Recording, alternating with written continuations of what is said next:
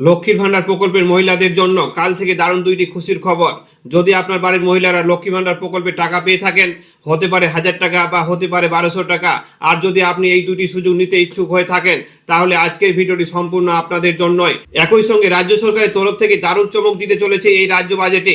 মানবিক প্রকল্প, বিধবা ভাতা, বার্ধক্য ভাতা, লক্ষ্মী ভান্ডার সহ একাধিক প্রকল্প নিয়ে। আর আজকে মূলত থাকবে এই নিয়ে বিস্তারিত আলোচনা, তাই ভিডিওটিকে একটু স্কিপ না করে শেষ পর্যন্ত দেখুন। আলোচনা শুরু করার পূর্বে আপনাদের কাছে একটাই রিকোয়েস্ট, ভিডিওটিকে অবশ্যই একটি লাইক দিয়ে জনস্বার্থে প্রচুর পরিমাণে বন্ধু বান্ধব আত্মীয় স্বজনদের সঙ্গে শেয়ার করুন, কারণ আপনার একটি শেয়ার দ্বারা অন্যজনের জানতে বুঝতে অনেকটাই সুবিধা হবে। তো চলুন বিস্তারিত জেনে নেওয়া যাক। রাজ্য সরকারের অর্থাৎ মুখ্যমন্ত্রী মমতা বন্দ্যোপাধ্যায়ের সমস্ত প্রকল্পগুলির মধ্যে অন্যতম প্রকল্প হয়ে দাঁড়িয়েছে লক্ষ্মী ভান্ডার প্রকল্প, যেখানে 500 টাকা থেকে শুরু হলেও বর্তমানে এই প্রকল্পের মহিলারা পান 1000 টাকা ও 1200 টাকা করে। আজকে এই মুহূর্তে লক্ষ্মী ভান্ডার প্রকল্পের মহিলাদের জন্য দারুণ দুইটি ঘোষণা করেছেন। প্রথমত সামনে আসছে রাজ্য বাজেট, আর এবারে প্রথমে রাজ্য বাজেট, তারপরে আবার নির্বাচন, আর এবারে লক্ষ্মী ভান্ডার প্রকল্পকে হাতিয়ার করে মন জয় করতে চলেছেন 2 কোটি মহিলা। কারণ এর আগে আমরা দেখেছি লক্ষ্মী ভান্ডার প্রকল্প এই নির্বাচনের সময় যে প্রতিশ্রুতি দেওয়া হয় এবং তা পালন করা হয় এবং পরবর্তীতে তা বাড়ানো হয় নির্বাচনের সময়। আর এবারে সামনে নির্বাচন আর তার আগেই বাজেট, আর এই বাজেটে লক্ষ্মী ভান্ডার প্রকল্পের মহিলাদের জন্য দারুণ খুশির খবর দিতে চলেছেন রাজ্য সরকার।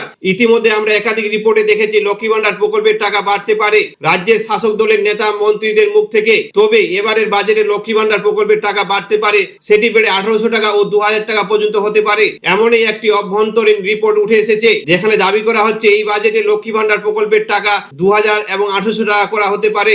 অর্থাৎ লক্ষ্মী ভান্ডার প্রকল্পে যে সকল মহিলারা 1000 টাকা করে পান তারা পেতে পারেন 1800 টাকা করে, এবং যে সকল মহিলারা 1200 টাকা করে পান তারা পেতে পারেন 2000 টাকা করে। তবে এই টাকাটি বৃদ্ধি হলে কিন্তু অনেকটাই উপকৃত হবেন রাজ্যের মধ্যবিত্ত গরিব পরিবারগুলি, কারণ রাজ্যে এমন পরিবার রয়েছেন যারা কিন্তু সংসারকে সচ্ছলভাবে চালাতে এই লক্ষ্মী ভান্ডার প্রকল্পের টাকার উপরে নির্ভর করেন, অথবা এমন অনেক পরিবার রয়েছেন যারা লক্ষ্মী ভান্ডার প্রকল্পের টাকা দিয়ে ঔষধপত্র ও বাচ্চাদের লেখাপড়ার কাজে ব্যবহার করেন। শুধু যে লক্ষ্মী ভান্ডার প্রকল্পের টাকা বাড়বে এমনটা নয়, এর সঙ্গে বাড়বে প্রতিবন্ধী ভাতা, বিধবা ভাতা, বার্ধক্য ভাতা সহ আরো অনেক রাজ্য সরকারের যে সকল প্রকল্পগুলি রয়েছে সেই প্রকল্পের টাকার পরিমাণ। অন্যদিকে রয়েছে যারা লক্ষ্মী ভান্ডার প্রকল্পে প্রতিনিয়ত টাকা পাচ্ছেন, তাদের আগামী কাল থেকে অ্যাকাউন্টে ঢুকতে চলেছে লক্ষ্মী ভান্ডার প্রকল্পের টাকা।